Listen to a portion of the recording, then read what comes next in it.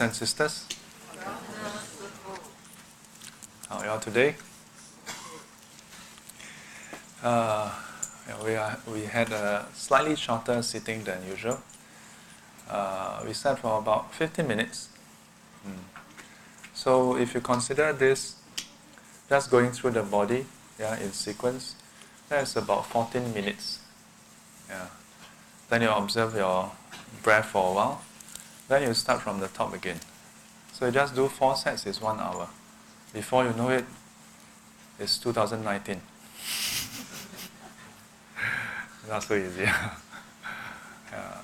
And the aim of Buddhist meditation is not just to pass time. Not just to pass time.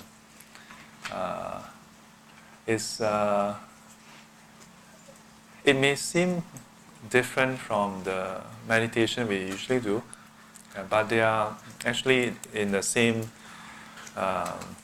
it's a sequence.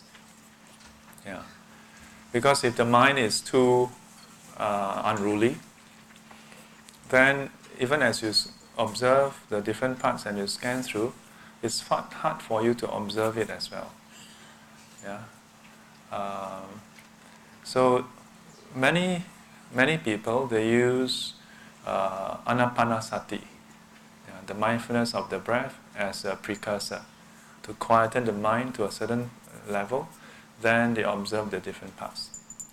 But there are some lineages that start off with the observation of the sensations, because that's a bit stronger. So different traditions approach different approaches. In the past, I was under the impression that this is more correct, that is not so correct, this is the right one, that is not the...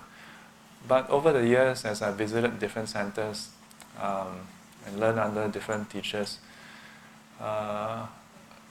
my understanding and my take is they're all correct.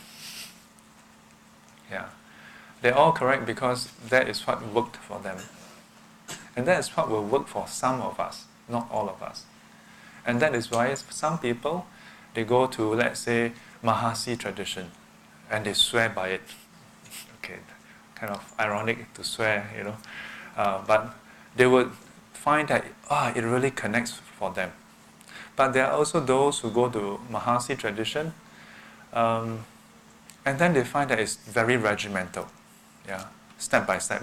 Regardless of how many years you have meditated, you go there, first few weeks, just do labeling, and you can only sit half an hour. So some people find it very regimental. And then throughout the whole day, you're sitting, walking, and every single thing you do, you're supposed to note. Even bathing, scrubbing, soaping. Every single step.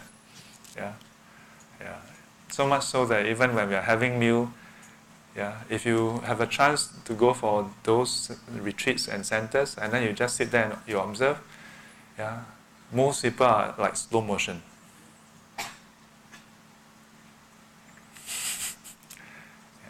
So for some people it works. And if you really do it step by step, your awareness and your mindfulness really intensify, but not for everybody. Then there are those who go to, in the Myanmar tradition under Sri Wumin. Then they go into the sensation. They observe sensation very intensely.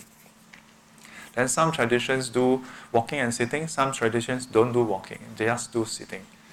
Like, if I'm not wrong, Pao tradition, do they do walking? They also do walking. So, Pao tradition, they use Visuddhimagga, the text commentary, path of purification.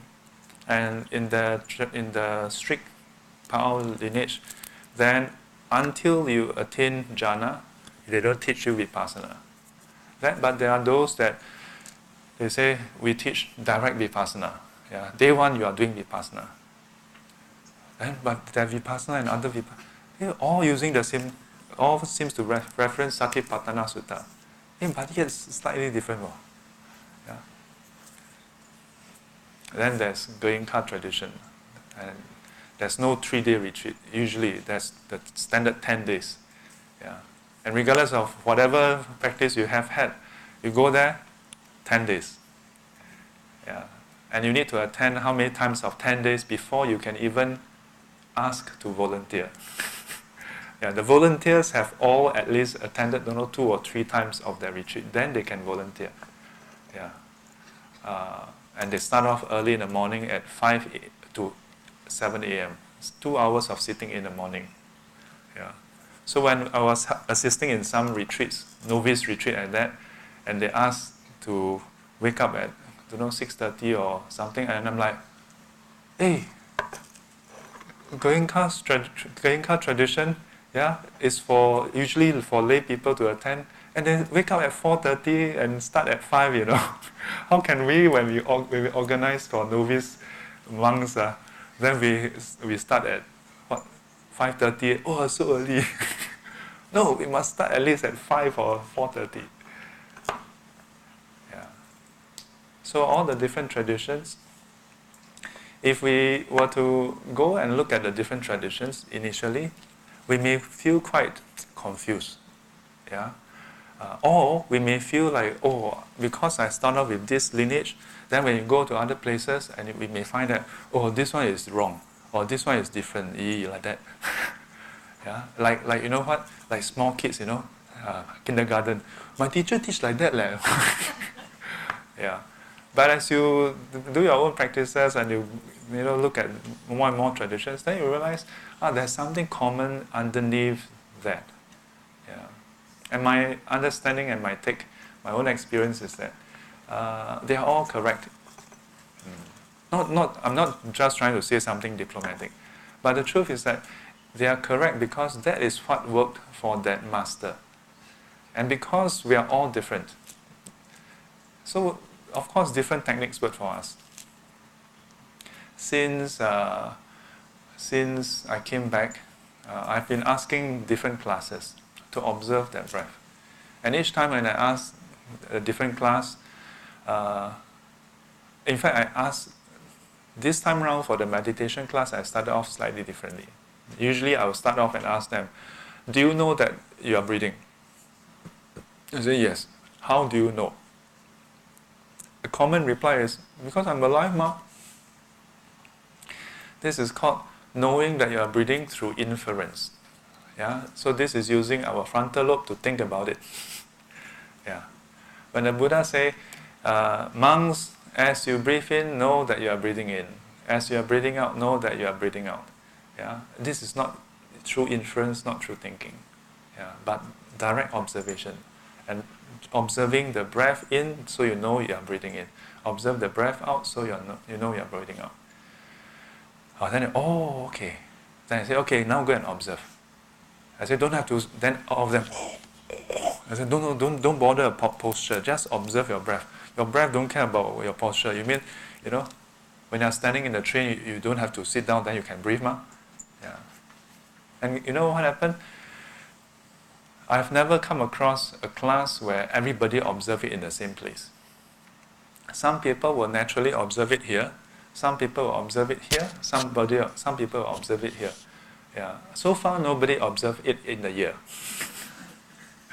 If you have blocked nose, then maybe you observe it here, because you can hear your breathing, Yeah. So, after all these years, there's no one place that everybody will find it easy or prominent. Some areas are more sensitive, like the nose area, so it's quite a common spot for meditators to observe. Yeah. Later I will go more into the different techniques, and I will continue from the last lesson where we touch on right mindfulness. Okay, let's see. I think on my left side, all season parking holders. Has anyone on my left side not introduced yourself before for SGC? All introduced in front of Buddha, behind the screen, and in front of Sifu. Okay, Lai, introduce yourself. She has skipped quite a few weeks. Lai, come. Hello everybody, you can call me maybe Holiday. It is easier to remember. Holiday? Yes. Oh, what a good name. My name is Du Jia. Du Jia. Du Jia. Oh, we can Du Jia. So me, you can remember your holiday. Ah, holiday. Nice to meet you. So everybody is happy to see you. Welcome. And how did you get to know about SGC? Several years ago, I attended the Heart Central workshop. Heart Sutra. Heart Central. Several years ago. The Comington. Oh, okay, I see. Wow, I see. Welcome. Thank you.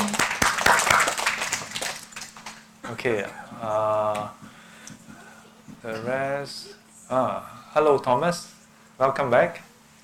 I see a lot of your photos in Taiwan. I didn't, when I first know Thomas, he was the thing that struck me was he organized the Heart Sutra for NTUBS. Yeah, I think you were doing the organizing, right? Yeah, and then his chanting rivals mine, like 有功底 one, his chanting. Yeah. So I was quite surprised when he go to Taiwan and then he take a lot of selfie. I said, also quite happening. So how is the trip? Yeah, it's fun. It's fun, huh? Very good. So how long were you away? 1 semester, so it's around Half a year? Half a year. Half a year. Wow. 4 to 5 months. So you've been all around Taiwan? No, I just went to Kaohsiung, Thailand, and Pingtung, the southern part of Taiwan. Oh, that's the nice part. Yeah, I mean the north part is also fun. Yeah, Taichung and Taipei, Keelung and so on. Do you go to Elanpi, Maopitou, the no. Ven Chuan area, the southern way down south? I don't think so. I didn't. Oh, what a shame. Yeah, if any of you go to Taiwan and have the chance to go down south, please go and visit Elanpi, Maopitou, Kenting 国家公园. Yeah, the southern tip. Yeah, because there's a very nice beach there, and there's the Kenting National Reserve Forest. So I spent 7 months there, not in the park there, but in the base there. Yeah, and because we were really nearby, we were at Ven Chuan, Pingtung Xian, Chechengxiang, Ven Chuan. Yeah, so right at the south. It's about 5 minutes drive from the beach. Yeah, so sometimes when we go and throw on the rubbish duty, then we will drive past the highway, and then yeah, very nice place. Yeah. So any one-liner to share with them from your half-year trip? Come visit Taiwan. Yeah, come visit Kaohsiung, Taiwan. Very good. Welcome. Good to see you. Kaohsiung, Foguangshan is there. Did you visit Foguangshan? No. So, did you visit any monastery or temple in Taiwan? Oh, I visited the Zhongtai Monastery. Zhongtai Tanshi. And also the Madram. Fagushan. I see. Good. Because Foguangshan is too far away from my university. Oh, it's quite remote, nah? Yeah, quite remote. Yeah. One thing about Singaporeans, sometimes when we think about other countries, we sometimes forget that for most countries, to go to another place is minimum 1.5 hours. Yeah. So, and usually more. Even within a certain county, it's like, some usually bigger than Singapore itself. Yeah. We take about 1.5 hours to get to Kaohsiung last time, yeah, or more, yeah. Then from Kaohsiung, then when we reach Kaohsiung 车站, then all the taxi drivers, chewing the ping lang. Hey, 小莲呢? 大伯, 能吧, hey, 大伯. Then in Taipei, when you reach the 车站, then the same group will be 小莲呢? 高雄嘛, 高雄. And it's the 霸王车 type. Chewing then, hey, 小莲呢? Anyway, well, good to see you. Let's see, on my right, on my right, anybody who is new or have not introduced yourself, make yourself known now. No, I think, let me see, everybody belongs to the season parking holder. Yes, I think so. Okay. Wait. The lady on the right with the scarf, red color, have you introduced yourself before? You have, okay. Have to come more regularly. Otherwise, I think this is the second or third time I ask you. Okay, good. So, welcome to SGC.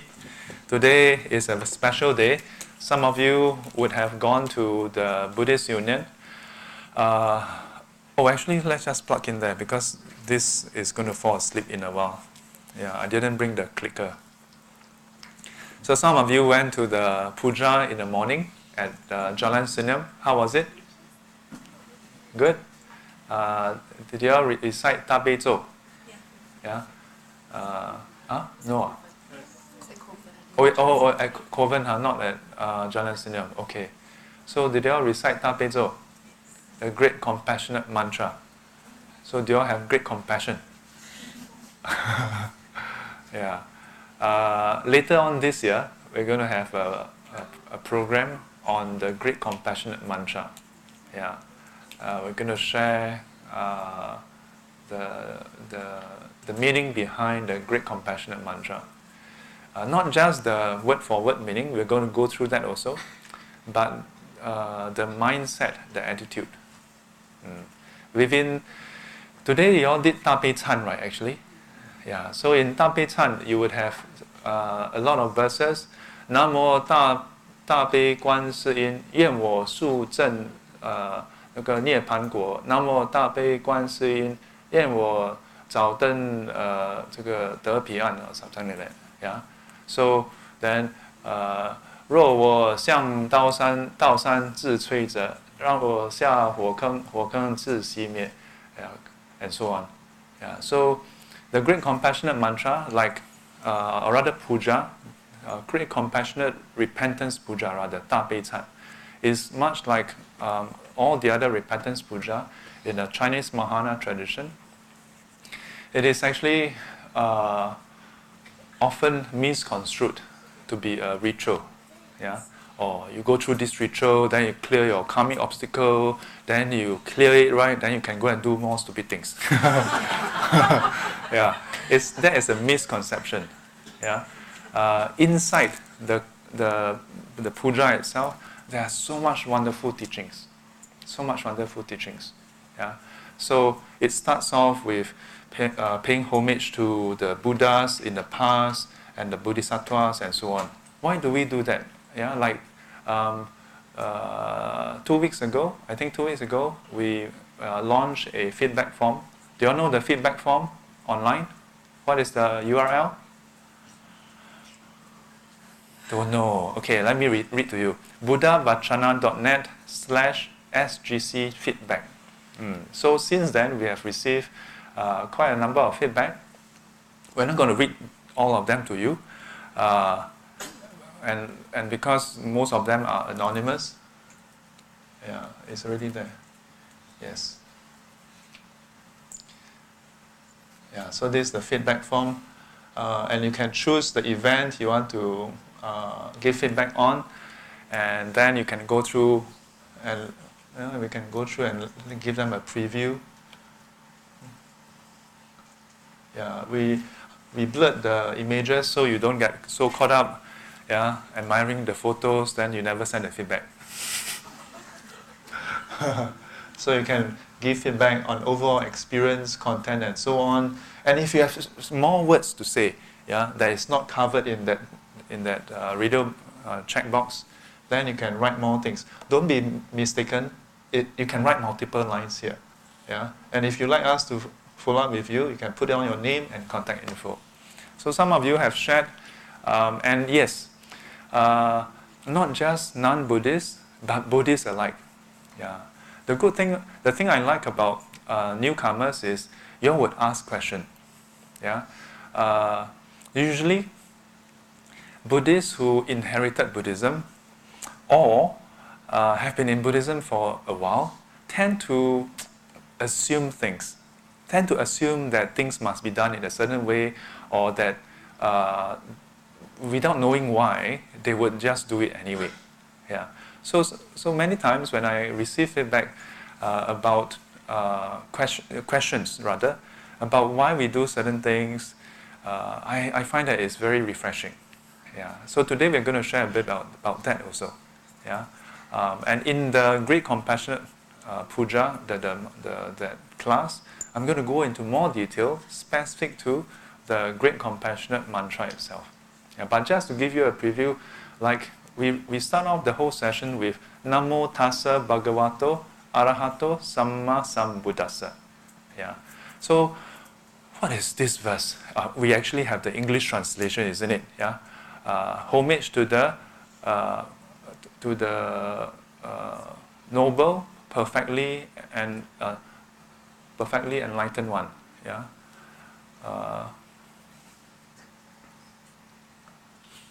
Homage to the blessed one, the noble and perfectly enlightened one. In the West, when I visited Abhagiri about 14 years ago, they even recite this in a certain tune. So they recite, homage to the blessed, noble and perfectly enlightened one. Yeah, and they recite this 3 times. So, but still the question is, why do we recite this for what? Yeah. In fact, the word Namo, translated as homage, may not always be the best translation. It only captures one of the meaning, which is to pay homage. Namo itself, there are actually 2 more meanings. One more is to turn our direction, turn towards. Yeah? The other one is to rely, to take refuge. So if you combine all these 3, it means with reverence, we turn ourselves towards the Buddha, taking refuge in the Buddha. Yeah? In this case. Yeah? So, like, imagine if you're having a meal with your friend, and your friend, instead of turning towards you, turn towards the neighbor, who is a stranger, and keep looking at the neighbor. Yeah? You don't think you'll feel good? Yeah, but of course the Buddha don't, not that the Buddha don't care, but the Buddha is not affected by this. But you ask yourself, if your friend is not, physically not facing you, do you think your friend is listening to you? But even more importantly, is your friend's heart with you? Yeah, 心不在焉. The body is here, but the mind is not here. So here, when we say Namo, to turn towards, it's not just physically turn towards, but turn our body, speech, and mind towards the Buddha. That means to align our body, speech, and mind like that of the enlightened one. Yeah. Then, if with this in mind, when you recite Namo Tassa, wow, it's a very different meaning.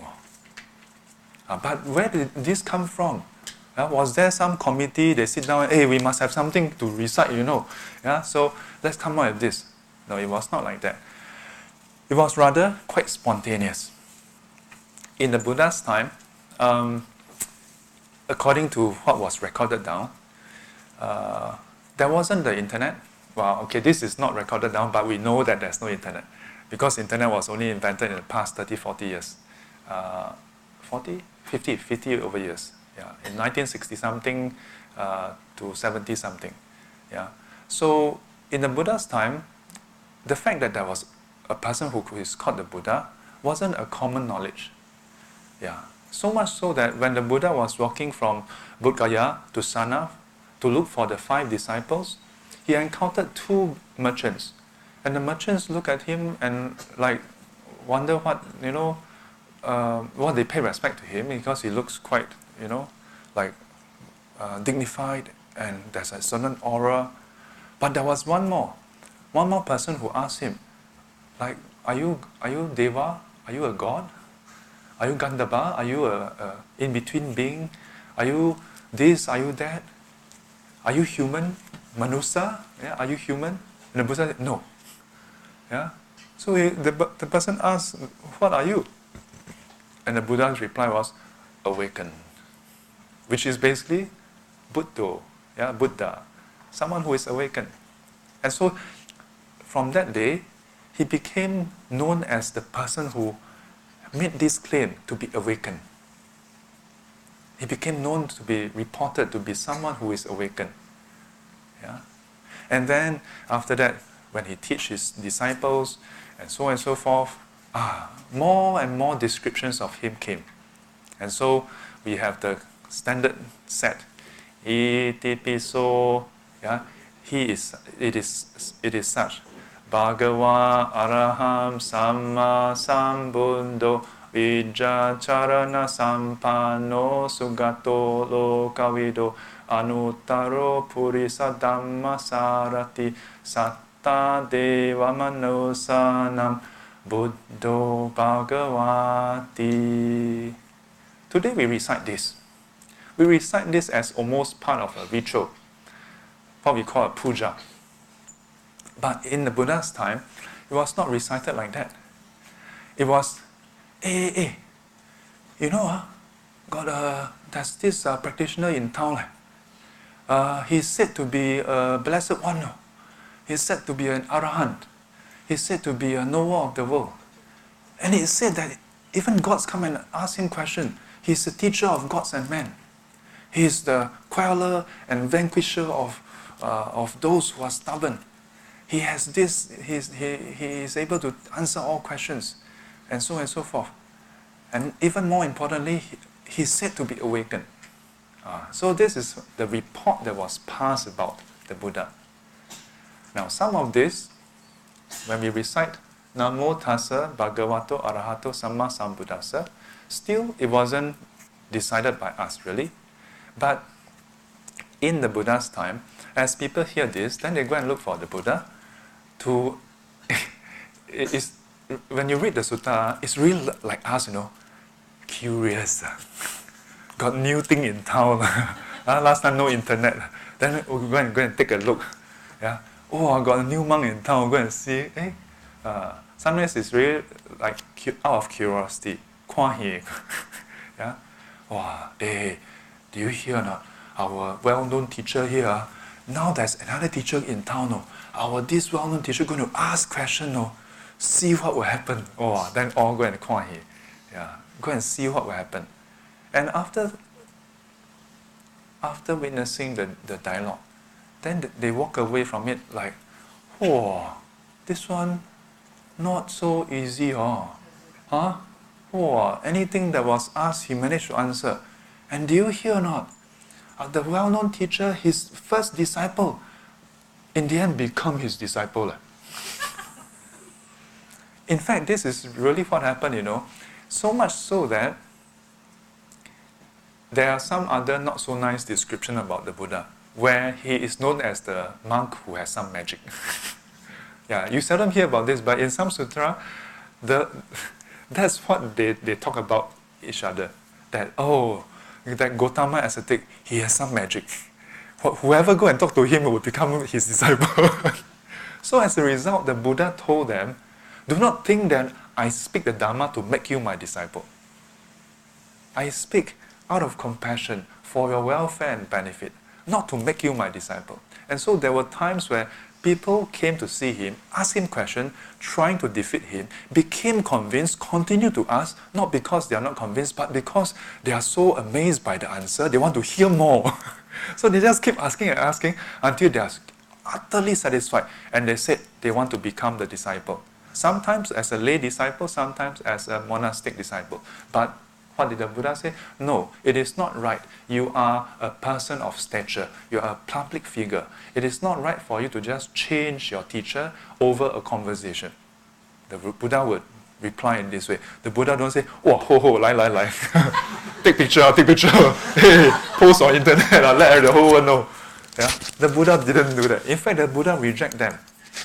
And only after the person requested 3 times, then the Buddha told one of them, on the condition, you must continue to serve your previous teacher, for your previous teacher has benefited you as well.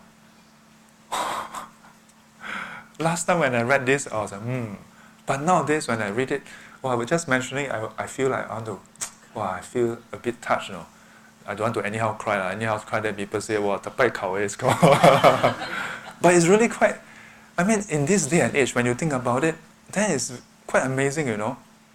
Yeah, quite amazing, because the Buddha today, like when you think about the Buddha, it's like an established religion. But back then, it's not an established religion, you know. He was, in a way, one of the mavericks. Yeah, the newcomers, you know. And yet, he don't try to, whoa, just gather more disciples. He teach really purely just to benefit people.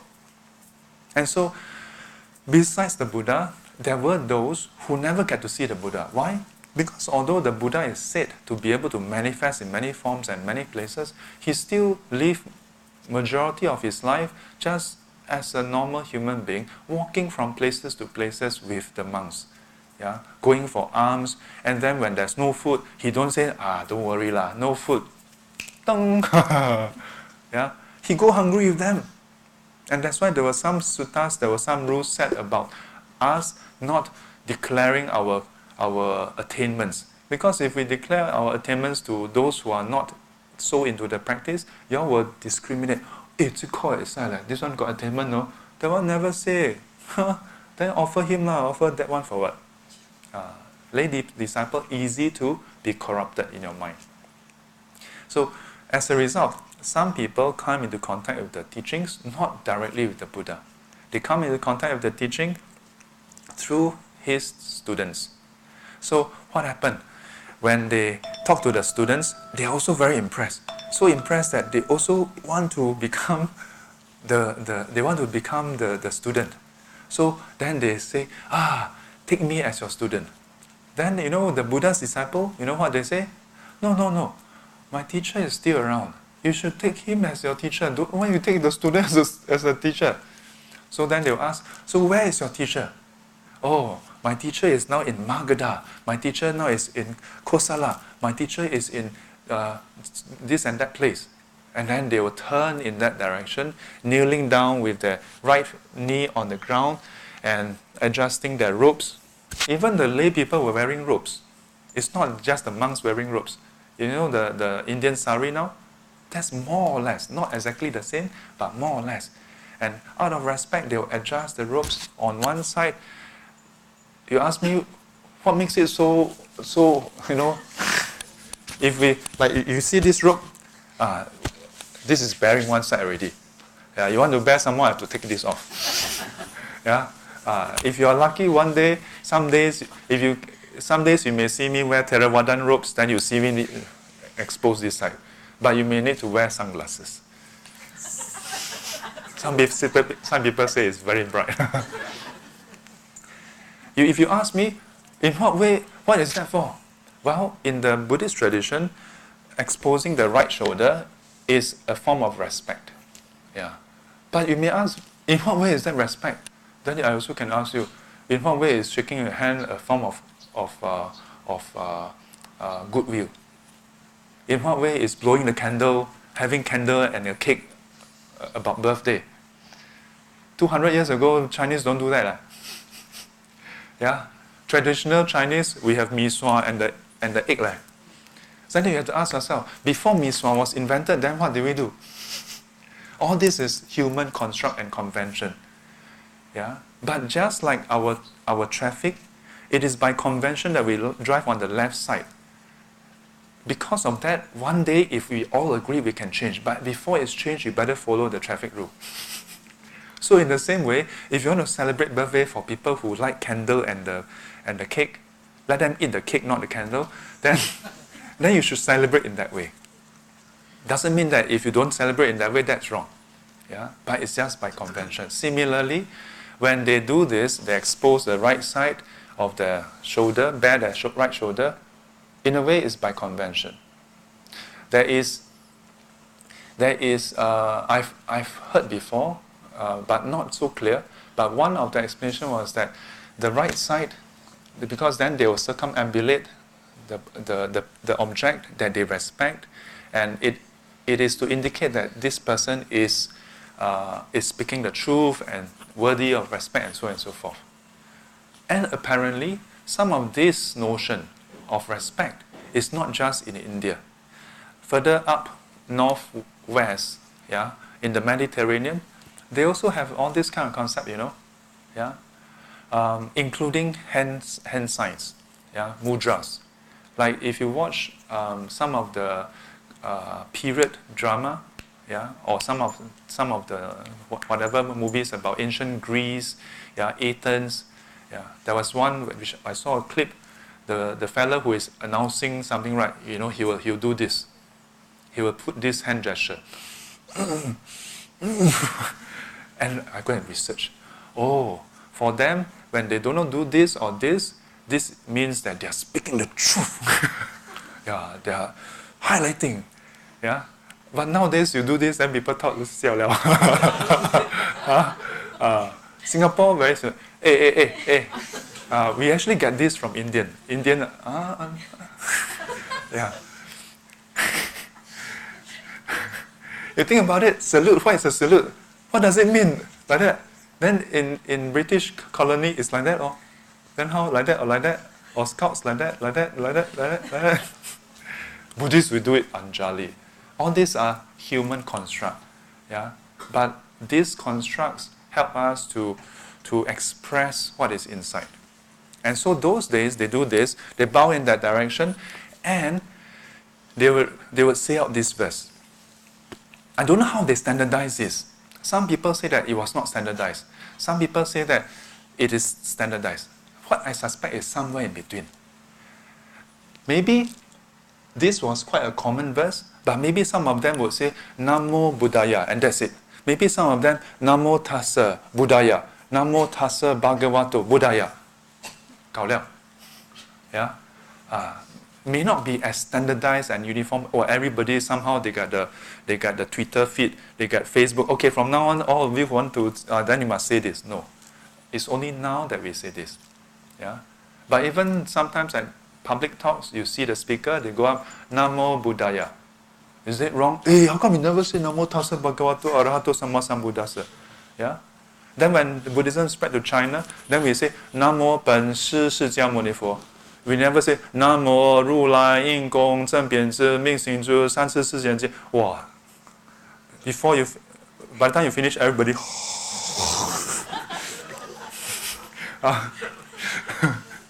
Then halfway through want to talk about Buddha. Namo. Then the 1 hour talk become 5 hour talk. Yeah. But over time, this became, in a way, you can say codified, standardized. Yeah. But if you look at all the sutras, you do find that sometimes there are some variants. This exact verse, this description that I said, the person bowing down, this actually comes from the sutta. This is actually what was recorded to have happened. Yeah. So this became a way for them to say, I now turn towards the Buddha and take refuge in the Buddha. Yeah. So Namo. Yeah. So when we recite this, we are not just physically turning, but we want to say, I take this opportunity to turn my body, speech, and mind towards the Buddha, taking refuge, relying on the Buddha as our teacher. Yeah. So we'll come back to this later on to address some of the feedback. Yeah. We have, let me see, I'm going to do a TED talk. It means about 18 minutes because we have about 20 minutes left. So, 2 weeks ago, no, not 2 weeks, last week, we touched on the Kayanusati, yeah, mindfulness of the body. Do you all remember the 4 foundations? What are the 4 foundations? Sen, So, Xing, Fa, body, feelings, mind, and mental object. So we have started off on the body. Today I introduce to you all the feelings part. In a way, they are quite intertwined because our bodily feeling cannot arise without our body. And in fact, I especially want to take the opportunity to share this with you without you all having to go and take a PhD, do a 3-year course. I want to just get you all to be familiar with this, to be familiar with our body in a very different way, not just on the facade, but to consider When you all observe the body just now, did you all observe any discomfort while you are sitting? Yes? Did you all observe any pleasantness when you are sitting? Now, did you all observe some in-between feeling that is not so uncomfortable, nor is it so pleasant? Yes? And that is what we call neither painful nor pleasant feelings. Why is it that Sifu want to focus a bit more onto this today? It's because a week ago, or in fact 2 weeks ago, was it 2 weeks or last week? Should be 2 weeks ago. I went to visit, do a hospital visit. And in the hospital visit, there was there was this patient who is suffering from lymph node cancer, lymphoma.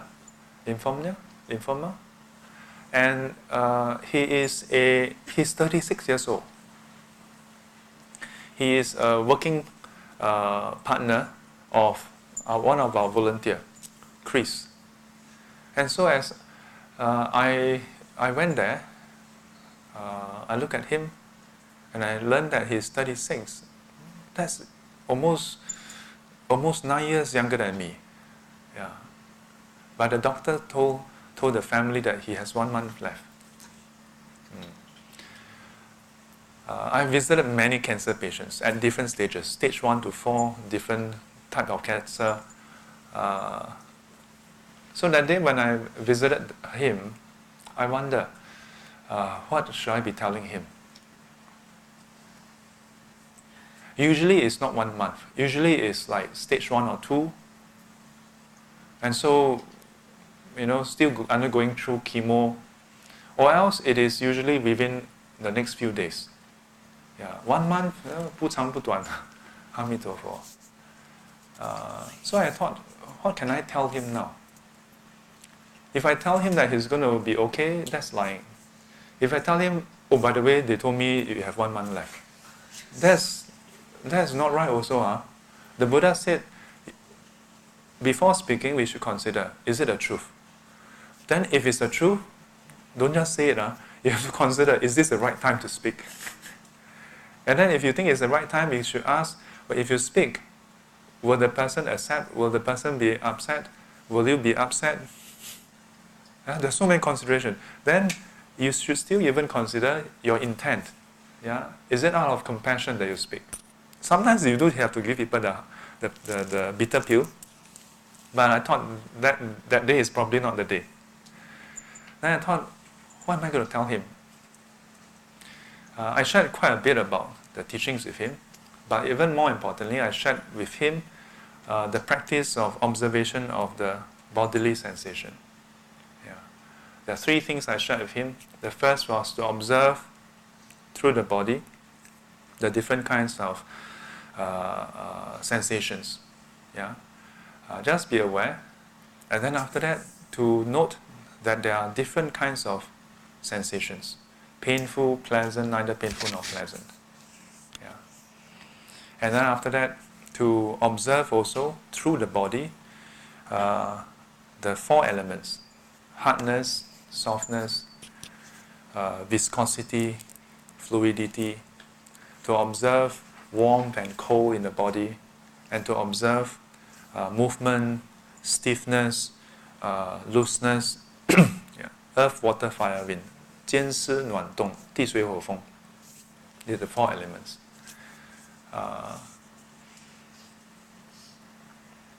Years back when I first learned this, it was just another concept. And then later on, when over the years we apply it and we try it out. Interesting. But it's when I encounter patients who are suffering from immense pain that I realize the importance of this.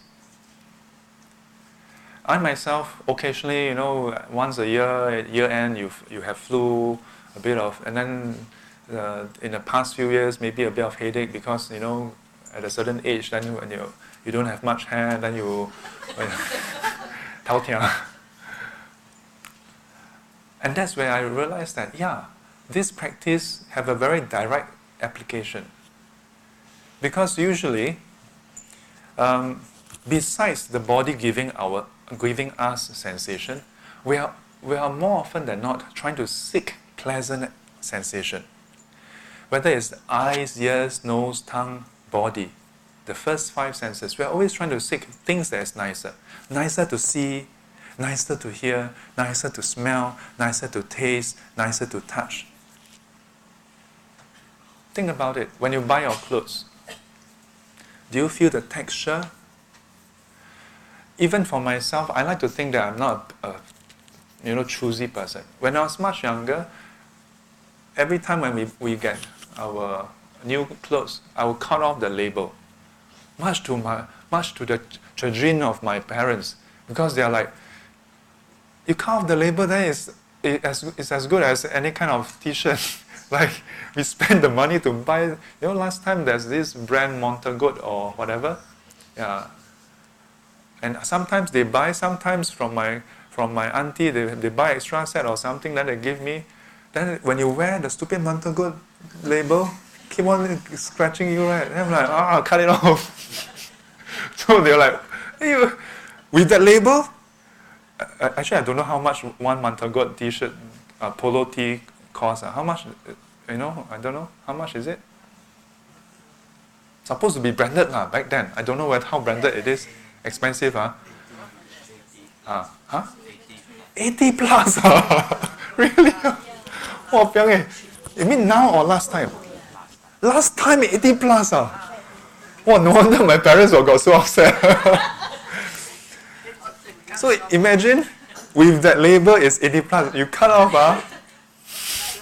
already. But for me, I really couldn't care less. So I just cut it off. And when my auntie, my cousins, they grew up and they went to other schools, they gave me the pass-me-down uniform. There was the cotton type. And there's the polyester type, and then there's the cotton type. Which one is better? Cotton. Thick one, like good material, Yeah. After washing, you need to iron. You don't iron it, it's all... So, what happened? I wear it once. I don't even recall wearing it to school, because I just put it on. I'm like, wow, zua. It's so hot. I refuse to wear it. Again, my mom is like, this is suku kia lo. See how it began leh. Uncle hot.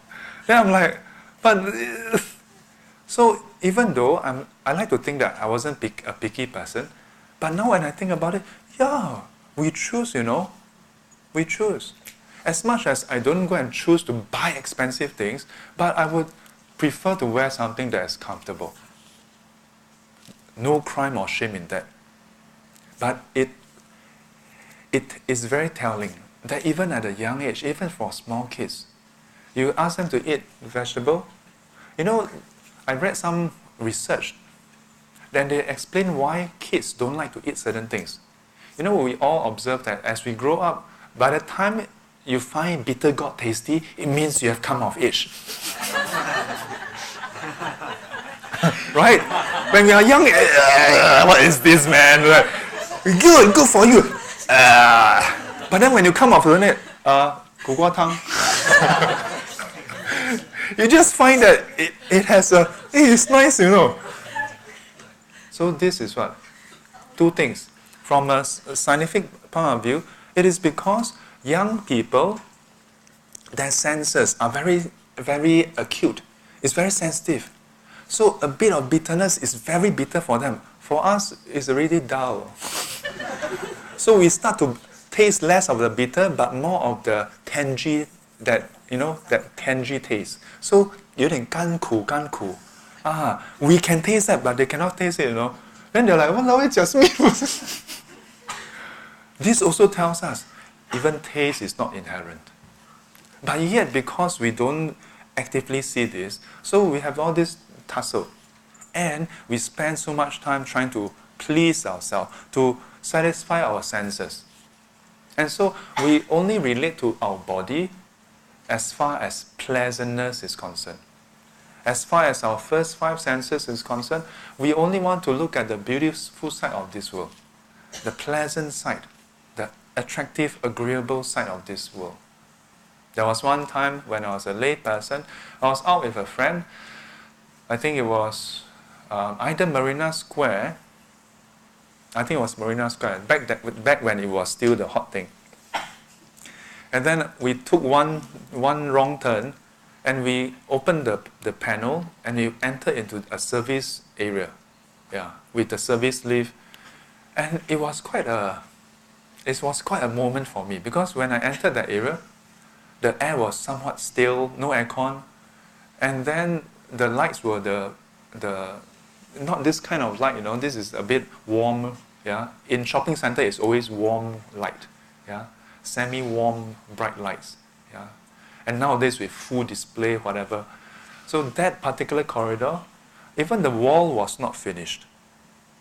There were service pipes, there was the white fluorescent lamp, no blinking ones, It was such a stark contrast, and the floor was just raw cement. And I stepped out, and the moment I stepped out, it was back to dun dun dun dun dun, dun the whatever pipe music there is, and then there's aircon, there's the aroma, and you look in, it's almost like exiting the matrix, and that was such a mind-blowing experience. And I was like, wow, this is what we do, huh? As much as since young, I always like to, whatever I can get my hands on, I would open them up and look at what is inside. So that was on a much larger scale. And I thought, this is what we do. We wrap our environment with layers after layers of veneer and facade. That is pleasing to us. Who wants to look at the concrete beam? Who wants to look at the steel beam that, even those, there are some shops nowadays, the Spartan look, where they show the steel beam. But even then, they don't show you the raw steel. It's carefully crafted to give you the rugged feel. So this teaching of the Buddha is really to help us to relate to our body in this particular area, to recognize, to see, and as I shared with that patient, for him as well, to see that, this is the way the body is. The body can give rise to 3 kinds of bodily feelings: painful, pleasant, neither painful nor pleasant. As much as there's nothing wrong with us trying to just experience the pleasantness, and we ignore the neither painful nor pleasant ones. Throughout most of our day, is our day filled with a lot of pleasantness? No. Is our day filled with a lot of physical pain? No as well. As an active, healthy Singaporean, in Singapore there's not much cause for us to feel too much pain. Kids nowadays, now time for you to participate. Do you know the word hunger? Yes. Have you felt hunger before? You see, she has to look to her mother. Thank you for your participation. No, but on a serious note, have you felt hunger before?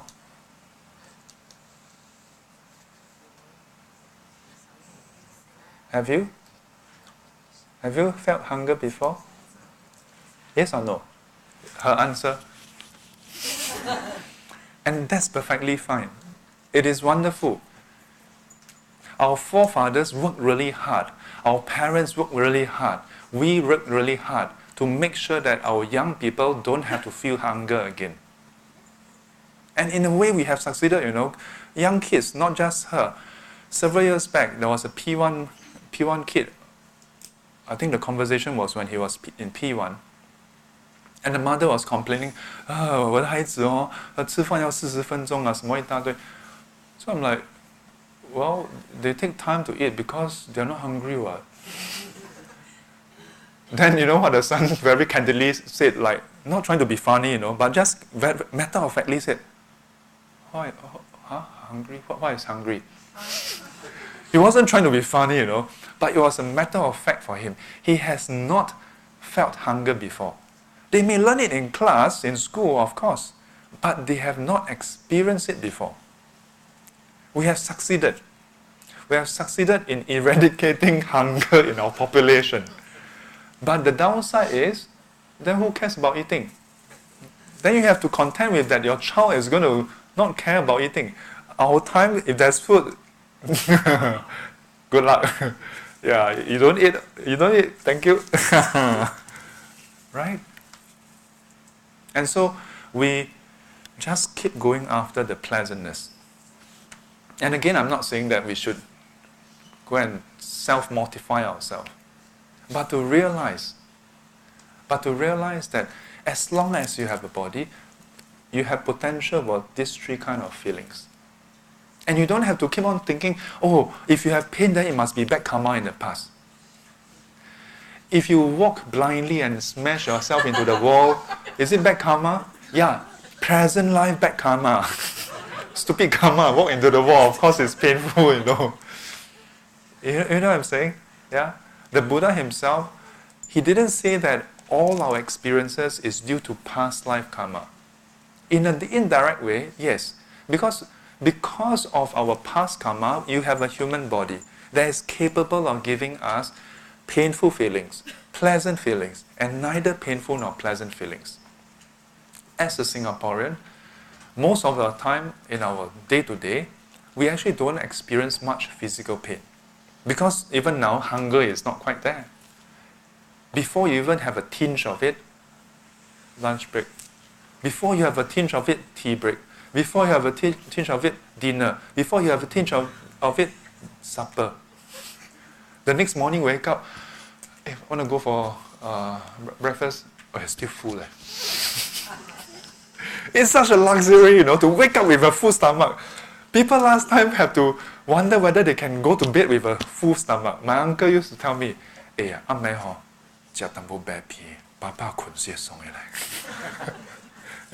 that it was a luxury to go to bed with a full stomach, Why? Because it was not common. That once in a while you can go to bed with a full stomach. Nowadays, who wake up with an empty stomach? Everybody wake up, wow, see, I can still feel the Hokkien mee up here. Huh? Not me, I'm describing you all, okay? So when you go for retreat, wow, breakfast is such a treat, because you have not had food from 12 until the next morning. So next morning, whatever we give you, wow. So for us, it can be taken quite lightheartedly. But for the cancer patient, not so. Yeah. We do not need, and we should not need, cancer to come to us before we awaken to this. Before we say, hey, we need to take a closer look at this body. We should not need even cancer. We should not need for us to fall sick. Occasionally I will fall sick. Like recently, about a month back, I had this sore throat thing. I don't say that I'm a good cultivator or what, but the least I would say is that when I'm sick, actually I'm more earnest about cultivation. Yeah, when I'm not feeling one, the the body is impermanent. This health is not impermanent. Yeah, it's not permanent, not impermanent. It's not permanent. Yeah, it's impermanent. Sickness, the change in the bodily sensation can be a very good reminder. Sifu cannot text you every day, hey, remember to meditate. But once in a while you have stomach cramp, you have headache, you have discomfort.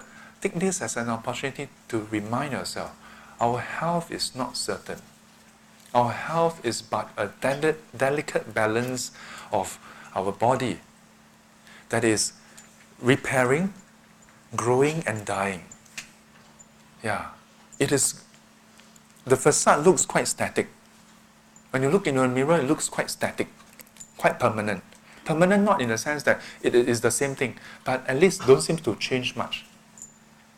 But inside, day to day, moment to moment even, yeah, cells are dying. And cells are splitting to replace it. Cells are being taken out and replaced. Repairs are made. Our health is but a more or less equilibrium. Actually, equilibrium is not the right word, because we are just going up and down like that. As long as it's more or less, it doesn't go too low, then we are considered healthy. That's all there is, So reflect back on the meditation session we had earlier. When we observe the body, this is just one round of observation. And it's just observing the three kinds of feelings. Yeah? Even beyond this class, you can also observe the different activities we do. When we reach out to hold the cup, do you feel the coldness? Usually we just take and drink. We are not aware of this. You are not aware that there's sensation, cold, cold, cold. And then as you lift it up, there's weight. Yeah? There's pressure on your fingers. And when you lift up your cup, there's hardness. Yeah? All this is to be observed. But why? Because if we don't, then that's the norm. The norm is what? The norm is one day when there's something different, then we are so surprised. That is the norm. That's why people are so surprised when something happens. But in fact, it's always happening. In fact, this body is always speaking the Dharma in a way. The body never hides from us actually. It's just that we never want to go and look at it. So this practice, don't just do it once a week here. Yeah? Even later when we finish, even now when you are sitting, you can observe. Later when you bow, you observe. Softness, hardness. And later when you leave, you open the door with the handle, you touch, it's cold, it's hard, it's smooth. These are the four elements. And it's present in our body. Train ourselves now, before it's too late. Before we are overcome by the wheels of aging, sickness, and death. Prepare ourselves. Yeah. And if we do that, then you will look at life quite differently. Because then you may wonder, why are people getting so busy, trying to pursue this and all that? Yeah, trying to have more of this, more of that, trying to save so much money, earn so much money.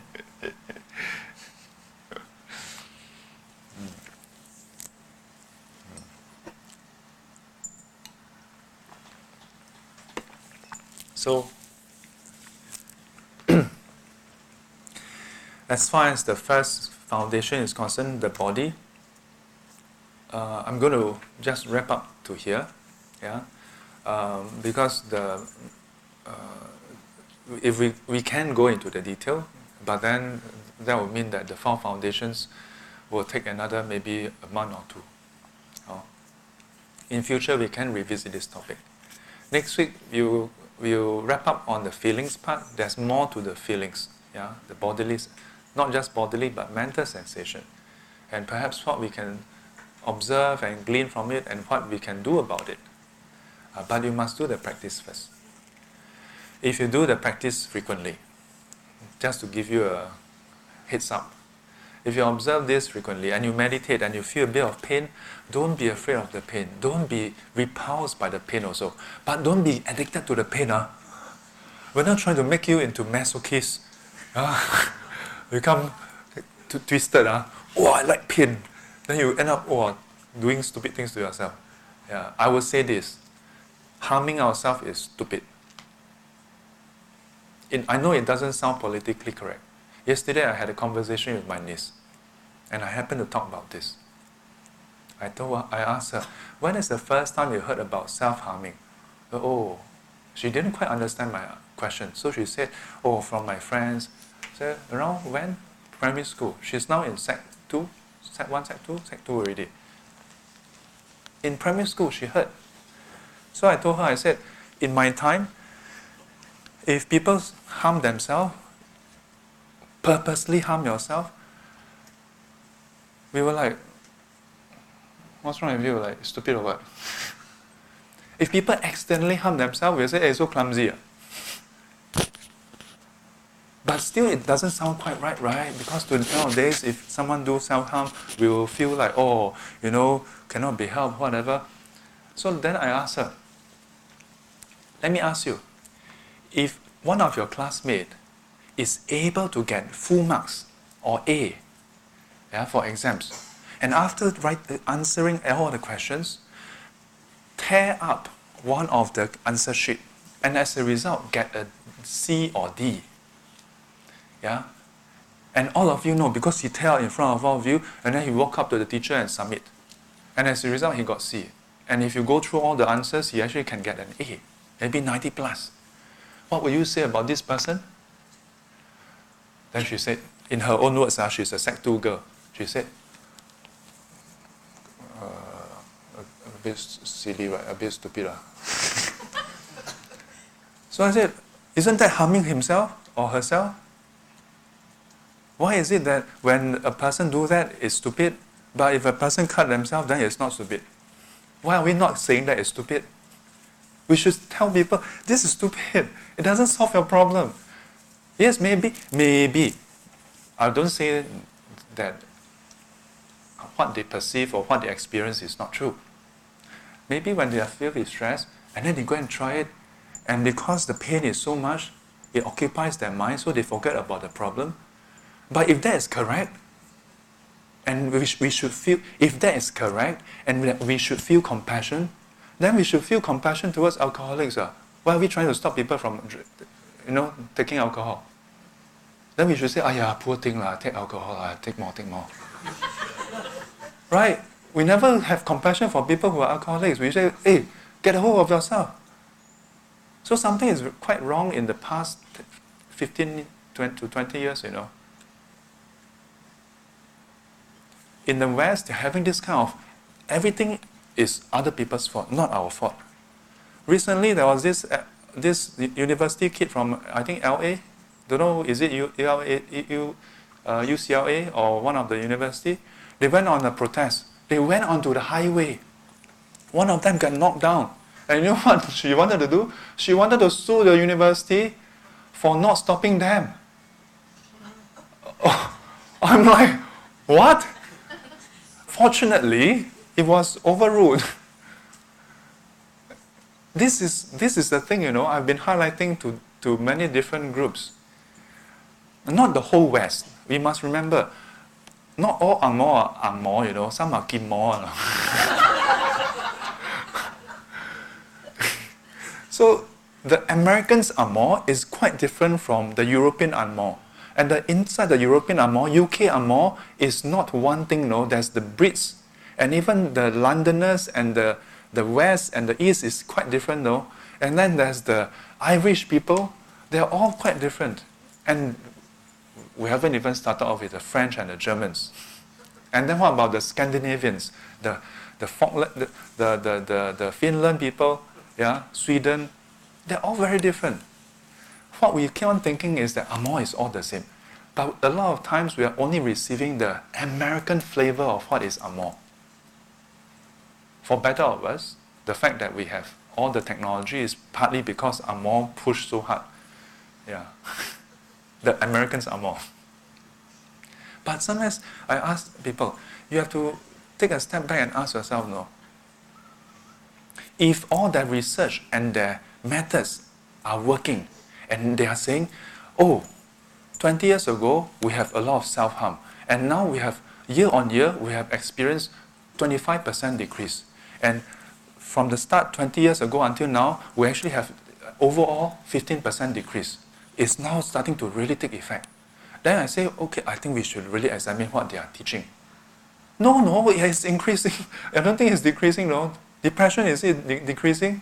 It's not, So I really wonder, we are following people who didn't show any results for solving the problem. The way we are portraying, in particular, self-harm, to me is the problem. When articles state young teenagers are resorting to self-harm to cope with stress, to cope with the pain they are experiencing. For an adult, when you read this, we have the sensibility to know that that is not the right thing to do. But for teenagers, when they see this, well, I guess I should try. So I told a friend who was a associate psych with MOE that you all should really look at the phrasing, you know. Because if you have a doctor, go to school, give a talk, and highlight this, your aim is good. Your aim is to highlight to the caregivers, to the teachers, to be aware that there are some people who are doing this. There are some young people, impressionable, who are doing this. But the way you present it may well make it as though this is the way to go. Instead, it should be highlighted. There are young people who resort to this to deal with pain but failed. Why are we not highlighting that it failed? We should call it what it is. It failed in helping them cope with stress. Why? Number one, the problem that you're stressed with, whatever it is, doesn't disappear because you cut yourself. Number two, now you have a self-image problem. I'm surprised all these years nobody's said anything about this, because now we are so concerned about how people feel. We only care about how people feel. That the moment they grimace, oh, cannot. We are just so preoccupied with giving people nice feelings.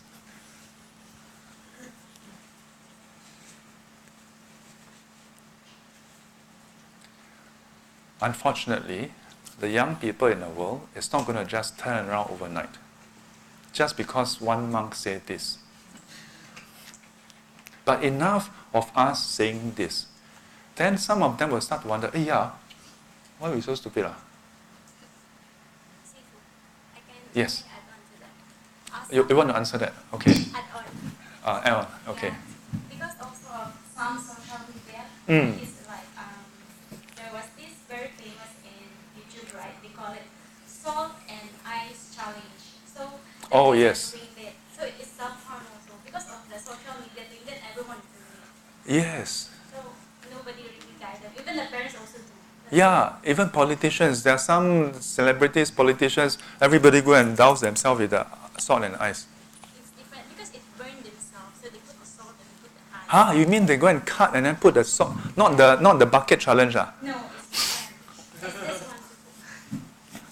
It's like. Oh gosh. Like last time, if you run and you fall down and cut yourself, you keep quiet, you know. You don't let your mother know, you know. Because if you let your mother know, your mother, first thing will just smack you and say, oh no, why are you so careless? Nowadays, tell you not to run, you run. See lah? Then after that, when help, but your mother will still help you clean up. But will really push it in to teach you a lesson. And after that, give you 钱 you and yeah? Nowadays, small kid run, fall down, kapok. Oh, mommy, sorry. Mommy, sorry. What? Why are you sorry for? Like, oh, did I miss something here? Like, your son or daughter is the one who is mischievous, running around and then smash herself into the earth that is not going to move just because you smash into it. And then suddenly it's your fault. You know, before we know it, you think about it. So should we blame all the pavement for people jumping off and dying? You know what I mean? Should we then layer cushions on all pavements so that if in case anybody jump off, they will not die? This is getting so ridiculous. I mean, now, I do not want to trivialize what people go through. I'm sure they are facing a lot of pain. But we should be advocating a different approach to facing them instead of making it as though it's okay for them to just do whatever they think is okay. Thank you. Come, let's take a look at this. Salt and ice challenge. Kid dies. Emily, go there. Oh gosh. Sound?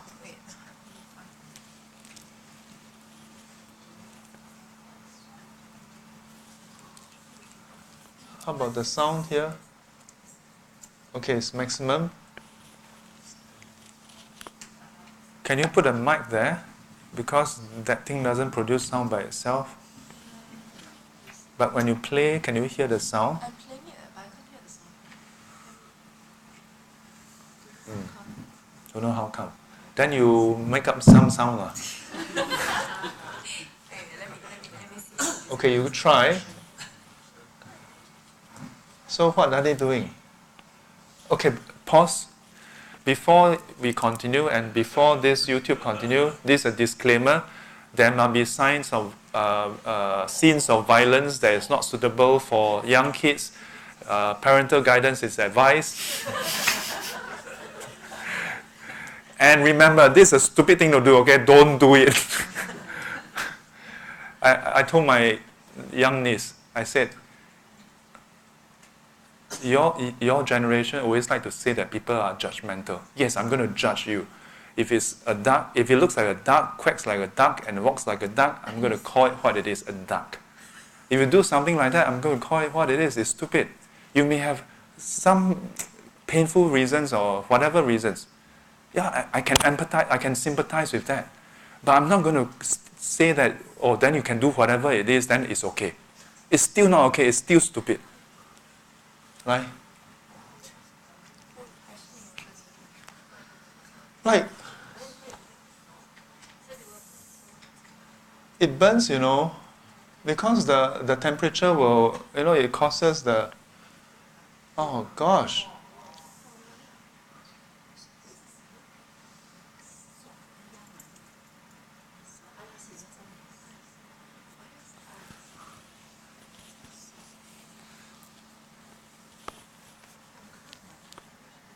Yeah, that's the word kongkam. Yeah, you see, Hokkien, we have a lot of words for this kind of stupid behavior. Like, tambai, kongkam. Like, nao pai. Like, why would anyone... Okay, to be fair, when I was a kid, I ever take rubber band and tie myself. And I asked my sister to do it also. And the thing is, it was not painful. It was just interesting. I was just curious about how, hey, by doing that, the whole hand becomes numb. Yeah, and basically it doesn't have any sensation and I cannot move my hand. I was curious. And then when you take it out, then the sensations come back and wow, this is so interesting. Yeah, but I stopped because my mom found out and then gave us a good scolding.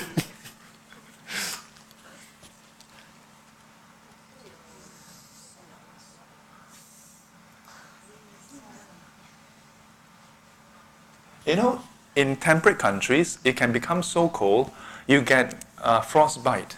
This is basically, I think this is simulating a frostbite. Like, wahpiang eh? Hey, do you know that in ancient times, people fight over sword?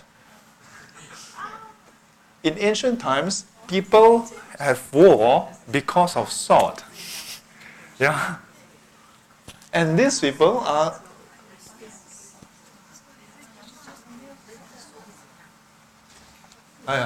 can stop it lah. This kind of things is not worth our time.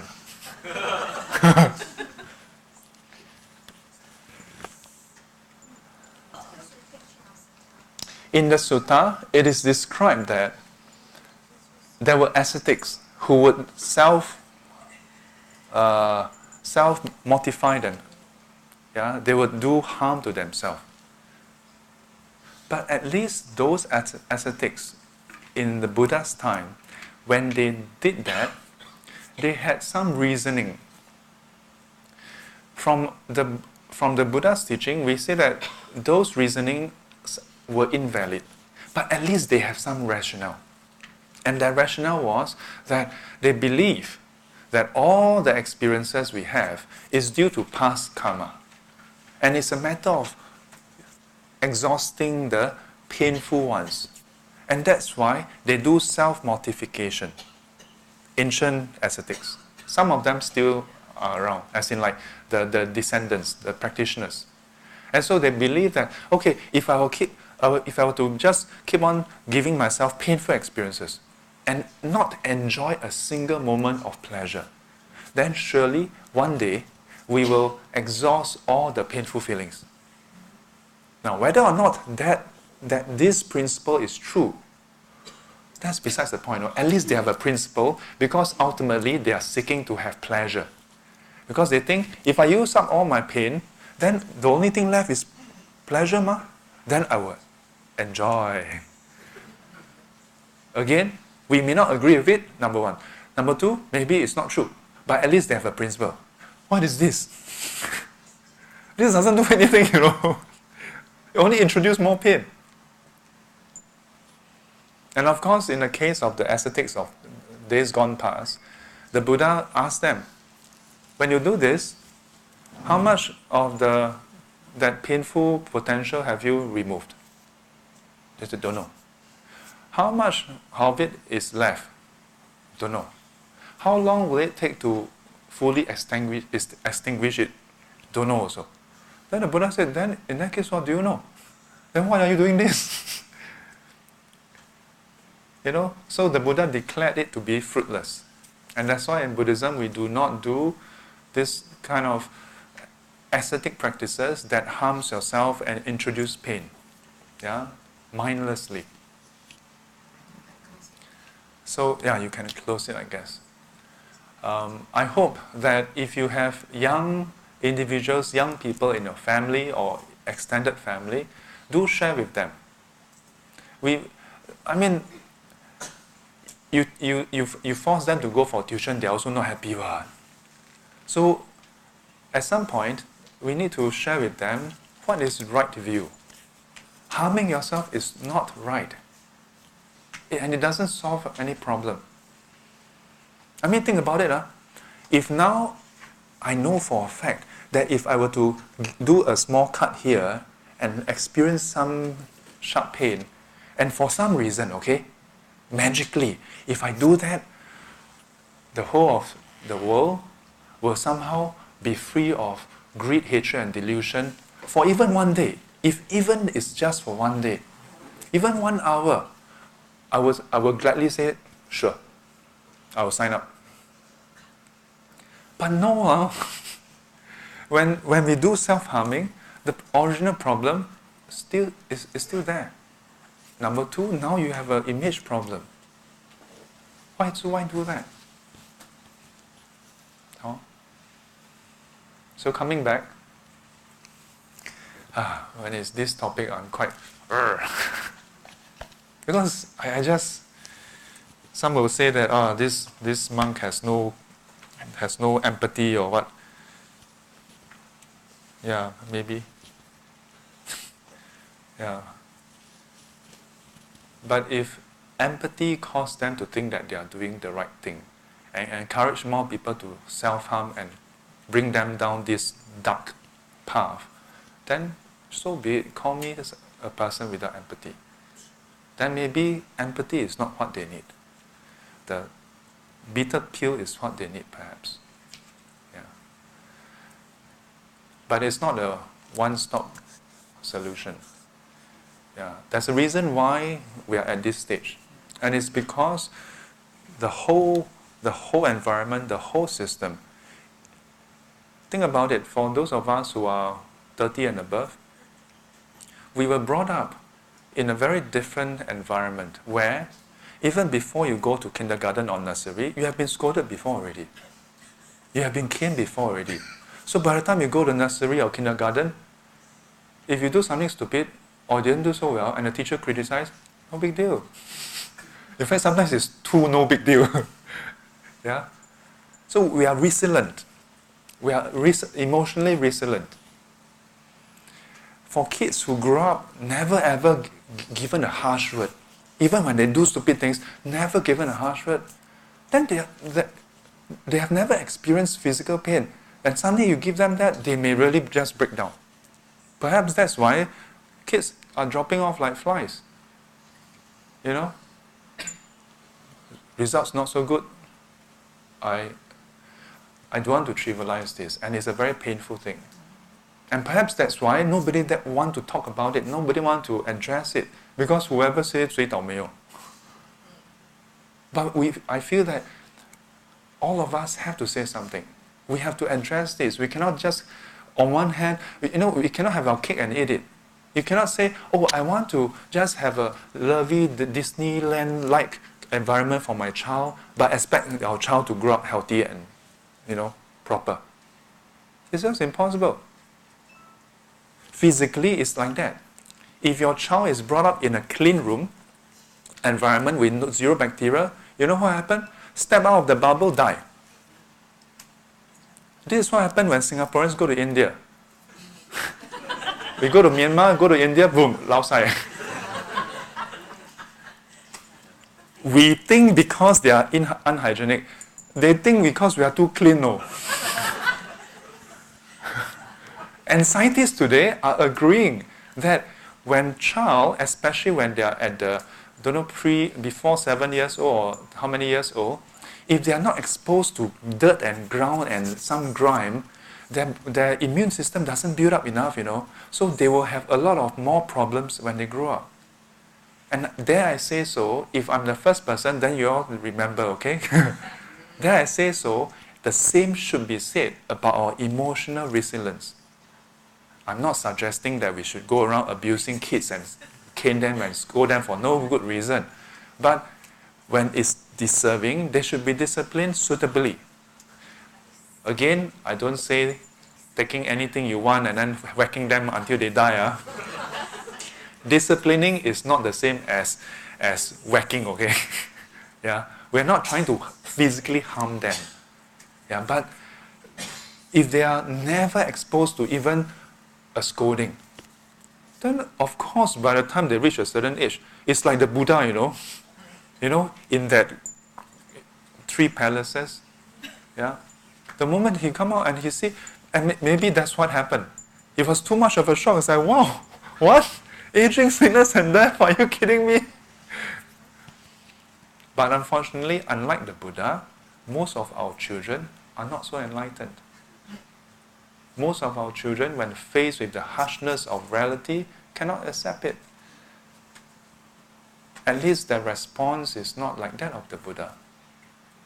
The Buddha, when he saw the harshness, cold reality of reality, the hard, cold truth, he responds with determination to find a solution for it. We're not blaming the children for not having that kind of wisdom or resolution, but to recognize that they are not quite there. So we have to slowly build them up. And not just them, ourselves as well.